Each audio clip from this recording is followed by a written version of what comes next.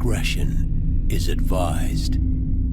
Hey everyone, this video is brought to you by Audible. Audible is offering you a free audiobook with a 30-day free trial membership. All you need to do is go to audibletrial.com/BGUnlocked. The link is in the description below, and now enjoy the video. Hey everyone, welcome to the discussion for Court of the Dead, Mourners Call. This was a Kickstarter game, if you couldn't guess. Smells like it. If you couldn't guess, I think Cloudspire, by the way, was also Kickstarter. Just random side note. But I like this more game, than Cloudspire. you didn't even play it.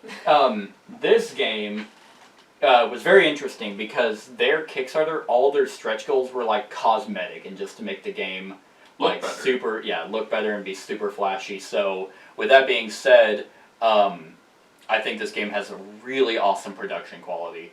Like I really like the board aesthetic.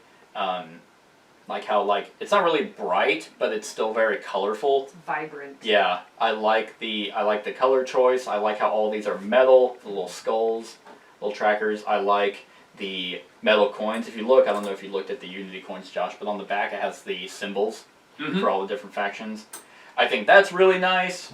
I think the artwork for the game is fucking fantastic for your Mourner cards, and for the court cards. So I definitely wanted to get that out of the way because I think the production is fantastic. The insert for this game is through the roof good. Yeah. Oh, I don't know about the insert. I didn't look at it, but I will say everything in this game is beautiful. Yeah. So, on to the actual game. I think this game is really good.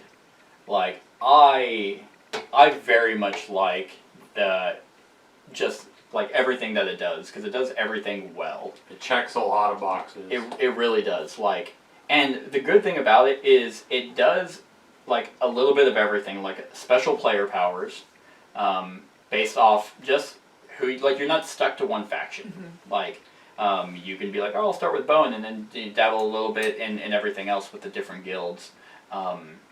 But I think the area control is it's simplistic. The game is simple, but has a lot of depth to it. It really does. As well, whenever you're trying to strategize for area. But it's not so heavy.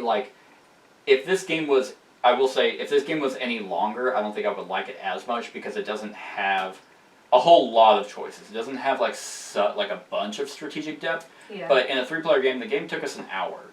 Yeah, which I think play. on the box it calls for 60 to 90. 90 minutes. So I'd say for a box to overpromise the time and then actually right. have us get through it quicker, that never happens. Well, because it's interesting. They have the Unity as their timer, essentially. Yeah. So, which are your points as well. So you want to strive for a lot to get the Unity because you know you're going to get the points, but it's going to shorten the game. Yeah.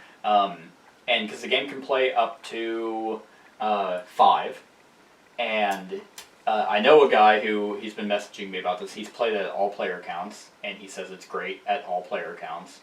Kat and I have played it as a 2-player game, and I will say I like it better at 3. I do too. But it's definitely really good because the tracks become more important in a 3-player game. That first cleanup phase, you're like, whoo! Yeah, I was it takes, whenever I first heard about the tracks and how everyone was going to have to bid, I was like, oh, is this a semi-cooperative game? Damn it. Because they always suck. But no, not at all. That's the only semi-cooperative nature, even a little bit. And even then, you're incentivized to be a part of it, otherwise you fail, you get a detriment to yourself. Exactly. So it's, which I really like. I like it's if you don't, there's nothing bad that happens to you. It's oh, well, I want my Etheria so I'm not going to pay. Okay, well, you'll pay the cost of an influence. Or if it doesn't get met, then you're going to lose Unity. And it's ugh. So it would behoove me to just put in 1 at least to gain the Unity. Yeah. It does a really good job at a balance for just, okay, well, I want to do a lot, and what I want to do will dictate how fast the game is going to go. It's okay, so the strategy I'm trying to pursue, I don't want to take a lot of Unity because that'll just shorten the game. Right. And I really like that. A game that has the players determine how, the ending, if it's done well, I always think it does a really, really good job. Is there anything real quick before I ask my next question that you guys don't like about this game? I have potentially one, and it's not big. Is it Malifesto? No, I actually like him. Like, yeah, that's a dick move. You just turn one person. It can't be used. But these are very very beneficial. And hell, I even had one that took that ability. So it's like, okay, I'll shut it down. I like that because that could actually be a strategy for yourself. It's like, okay, well, I'll just go over here and gain a unity. And I'll take the ability away. I like him. He is interesting, yeah. I don't think I have any that are really obvious. So I'm not thinking of any off the top of my head. And I think once again, the length of the game definitely makes this not as big of an issue. But I kind of wish that the tracks mattered more. And they might matter with more players, like 4 or 5. I think it matters with more players because I said it during the game with 2 players. We did not even get close to that number. We didn't hit 10 in this game ever. We got close to it. I think with more people, it's going to be skyrocketing up to 10. True. I can think just off the top of my head, if Devin were to be in this game with us, both those tracks would have went up a lot faster. That's true. Yeah. That's true. Because Devin tends to play games aggressively. Probably more aggressive than I do. And, where you had 2 people in here, and Devin probably would have put 2 in there and called it. Yeah, which is interesting because the way the tracks work, especially the Dredge Grip track, that goes up the more units that are coming out. Which in an area control game, you want units. And that's another thing I really like. How you get units out on the board, you get from here. Or Etheria. But if you pay for Etheria, then you're gonna raise that. So it's like, okay, well, I'll draft the cards that will let me pick people from a particular faction, and that's going to benefit me. So I think these are really cool because they'll dictate who you have and what guilds that you go into. Am I allowed to say something that I would like? Sure. Differently. No, this is not your opinion. Well, I didn't want to say it 10 minutes later and be like, where did that come from? We were talking about things that we didn't necessarily like. It's not that I didn't dislike it. I wish there were more of these. Oh, and more cords? Yes. Yeah. Those are so cool. They are. And I don't know if they plan on doing expansions for this. Mm-hmm. I don't think they will because that would require them to add more units, which means more guilds, and then more factions. I think more factions would be really cool, and more court cards. I just think more court cards would be neat, just to get some more diversity. Yeah. Because I know it's a short game, it's short enough that you don't really have to worry about diversity. Right. But after a few games, you're going to be like, okay, I'm kind of. But I think that sweetens the game because the more you play it, the more you know kind of who you want out of there. It reminds me that deck. There's a game called Inish where you're drafting cards that are going to be your actions throughout the game. I really like that, and so if you bog it down, then it becomes wildly unfair. Because these are determined, there's 16, so in a 3-player game, 5 of them aren't coming out. So your chances of getting something that's beneficial is good. If you, let's say this was 25 or 30, then it's like, oh great, Death is, where the fuck is Death? Oh, lucky you. He happened to, and I don't get him. And I don't know who I'm getting because the deck is it's just watered down. It's kind of like Imperial Settlers, where it's like, here's your faction deck. Yeah, that last round we drafted, I had 4 very good people, and Death was in it, and I gave it to Cat. And you gave it to Cat? Yeah, that actually screwed me because I thought I still had him, and I was like, oh, I didn't. It's not a negative, but it's the way that the Wallows cards come out. They can be very lucky, because it's like, okay, well, everyone gets 1. And it's like, oh wow, I wish I got that artifact. It's not that big of a deal because most likely you're going to get something that is still good. I feel like that should be, if they do expansions, they should expand on the Wallows. Yeah. Make it to where there's a game variant where you draw the top 3 and you pick one. And you pick the Relic, what's his name? It's actually on here. Relic Ravlatch. Mm-hmm. The ability to filter the top 3 and then just get a Relic one. Or you look at the top 2, pick one and discard the other. That's how I avoided a Raker card.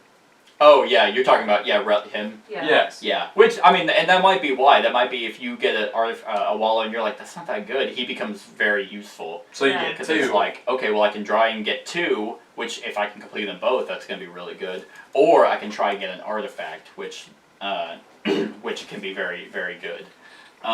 Yeah, I will say just because of the luck of the draw, like I wish we at least got to pick 2 or get 2, pick 1, discard the other one, just because the only Similar to how those cards. Yeah, the faction, the Mourner cards. yeah, because the only Wallows card that I got to finish was a Raker card because I had 3 Raker cards. And I kept taking yours. Well, and that doesn't even matter. Like it's just the fact that like the Raker cards go away.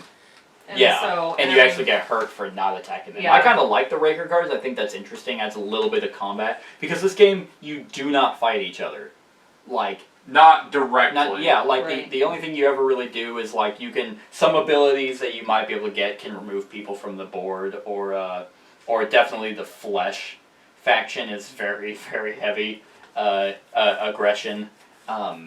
But another thing I really like, I love how these have 2 abilities.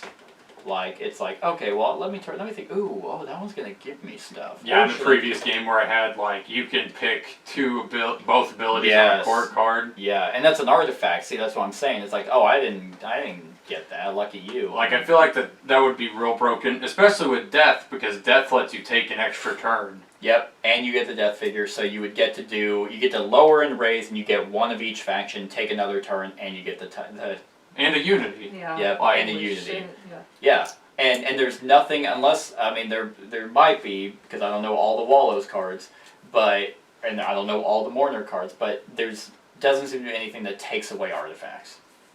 So, and there might be because like the Centurion Felbaro, the Warden Mavego, he takes away someone's turn ability to use a Mourner card, which is really good. It might be a mourner ability. So, the other thing I really like, I think the scoring the game is super simple. Concise. Yeah, easy it's just to like, follow. this is it. Your unity, your influence, Yeah. ulterior motive. 1 card. That's it. There's nothing about, okay, for every 2 Etheria you have, it's 1. And And like, then if you have any left over, it's a half. yeah, Oh, it's a fourth that's- of a point. That's kind of neat. So there's a way to get around, because you can only use Death's tiebreaker thing once, right? Yes. So there's a card that's his scythe, Mm-hmm. and it says if you have at least 2 ties during the resolve location and the guild phases, gain this for the remainder of the game. Discard this card, break a tie. Oh, so you can do it twice. Yeah, but it says if you were to break a tie when somebody's using that, it nullifies it. Okay. So the death figure always breaks the tie. But you can only use it once. Yes. Yeah. Discard this card. And you can only use it for guilds and locations. So I can't break a tie for like end the game. Yeah. Like I could, if we tied for points, I can be like, oh, I have a death figure, I win. That's not a thing. But yeah, like the big question for this game is: do you guys think that the guilds are balanced? Yes. You think so? I don't have any reason not to think so. I mean, I didn't really focus heavy guild wise. I was really going after my Etheria and Unity. Mm-hmm. Yeah, I think it's interesting because the Bone faction is all about like influence. The Spirit faction is all about something. Balance. Like I can't quite remember what the all the factions are kind of geared towards. So the bones seem to be like righteous and all about being influential. Spirits are about balance in it's like the peaceful way. Mm-hmm. And then flesh is all about taking. Yeah. Fueled by greed. Yeah, the Flesh is is definitely the aggressive faction. Because like just from their abilities alone, being able to subtract the influence, I can take a figure off the board, Mm-hmm. or I automatically get to deploy a figure into my crypt. Yeah. Those are all aggressive abilities. Gaining resources is more of a diplomatic way to do things. Right. And then The spirit abilities, or guild abilities... They seem to be kind of more about area control.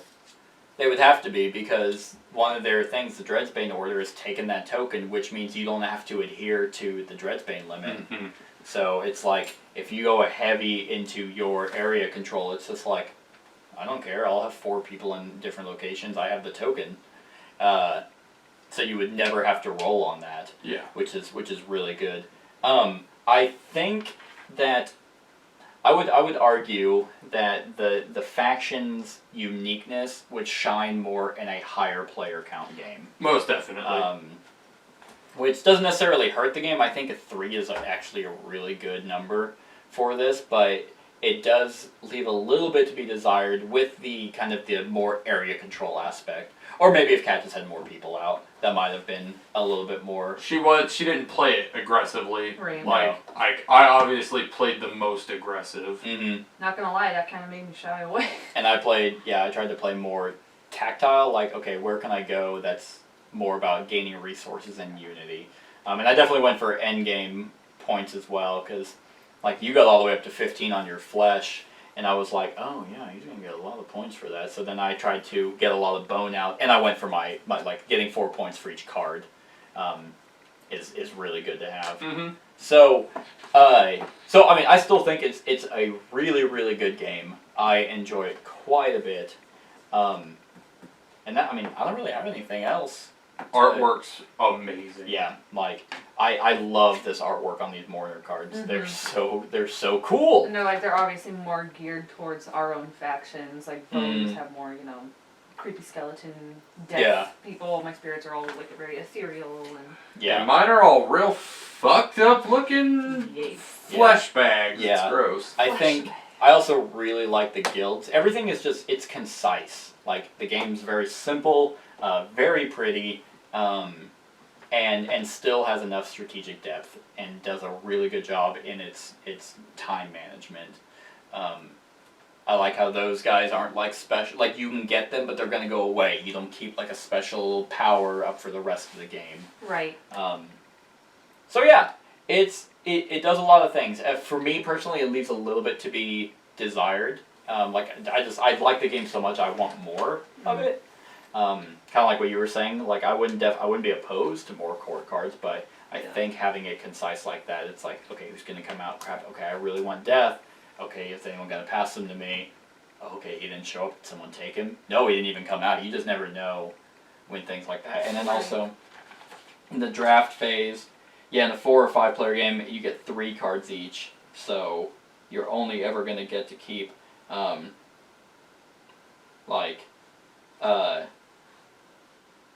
only ever going to get to keep 3 cards in a 4 or 5 player game. So yeah, you guys got anything else?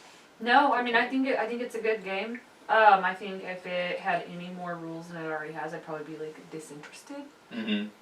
I'm curious to see what the recommended player count is for this. That's an easy thing. Every single person that you can find.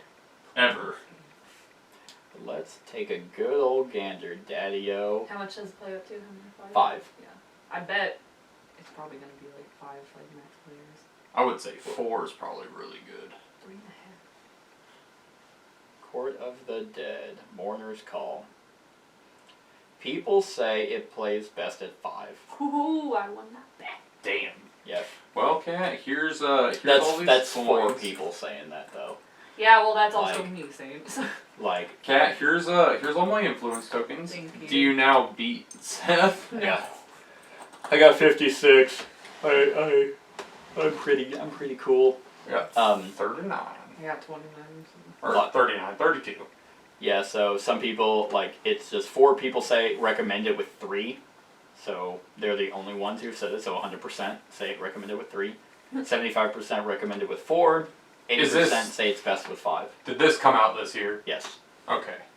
Yep. That would explain why there's there's not a lot, yeah. So we'll see. I also think it's pretty neat that to determine your faction, you can just take a quiz. Yeah. It's like an 8-question quiz, and it's just like, hey, play this faction. I thought that was just kind of neat. Yeah, because it goes off of your personality. Mm-hmm. Very cool. So yeah, scale of 1 to 10, Cat. I'm gonna give it you know what? I like this game. I'm gonna give it an 8.5. 8.5. Yeah. Josh? 9. 9? I'm gonna go a little bit lower. I'm gonna go with a 4. No, I'm gonna go with an 8. I think that It's a 1. It's God, this is trash. Couldn't even play it. Was there even a rule book? There was, and the rulebook is awesome. Actually, something they did really neat is the cover is actually a thicker material than the rest of the the rulebook. It's just nice. Everything about this game is really nice. But yeah, like I think I'm gonna give it an 8. So I mean that's 8.5 to 9. Yeah, not bad. So that's our thoughts on Court of the Dead Mourners Call. Let us know what you think of the game in the comments below. Other than that, like, comment, share, and subscribe, and have a wonderful whatever time of day it is for you. Hey everyone, thanks so much for watching this, and if you like this video, then click the subscribe button below to enjoy any video that I put out. And right next to that subscribe button is a little bell. Click that so you get notified of whenever I actually upload these videos. If you want to support the channel, you can definitely visit my Patreon page. The link is in the description below. Other than that, like, comment, share, and subscribe, and have a wonderful whatever time of day it is for you.